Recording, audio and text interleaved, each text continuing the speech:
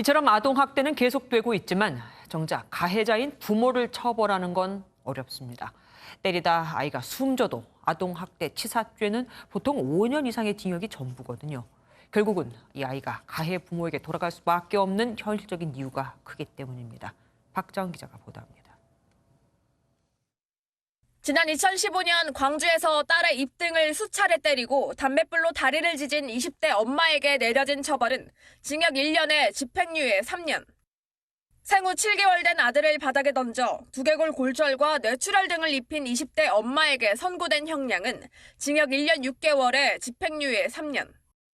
두 사건 모두 친모의 우울증이 감경 요인으로 작용했고 이처럼 아이가 다치기만 하는 경우 집행유예나 벌금형 선고가 대부분입니다. 전체 아동학대 가운데 가정에서 발생하는 경우가 약 80%에 달하는데 대법원 양형위원회 기준에 따르면 아무리 많이 다쳐도 최고 법정형은 징역 12년이고 아이가 숨지면 살인죄보다 아동학대 치사죄가 적용되는 경우가 많습니다. 더구나 가족이 처벌을 원치 않거나 남은 가족의 생계 문제 등이 반영되면 대부분 형량이 감경됩니다.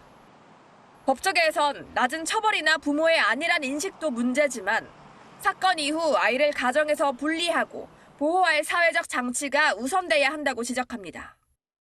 우리나라는 일 초기에는 부모로부터 분리시키기는 해요. 하지만 궁극적인 목표가 원가정 복귀라는 그 목표 때문에 아동학대 해도 그냥 집행유예 받고 마는구나, 그냥 구호관찰이나 교육 조금 받고 마는구나. 한편 창녕 학대 부모 등의 엄벌을 촉구하는 국민청원은 벌써 수만 명을 넘어섰습니다. MBN 뉴스 박자원입니다.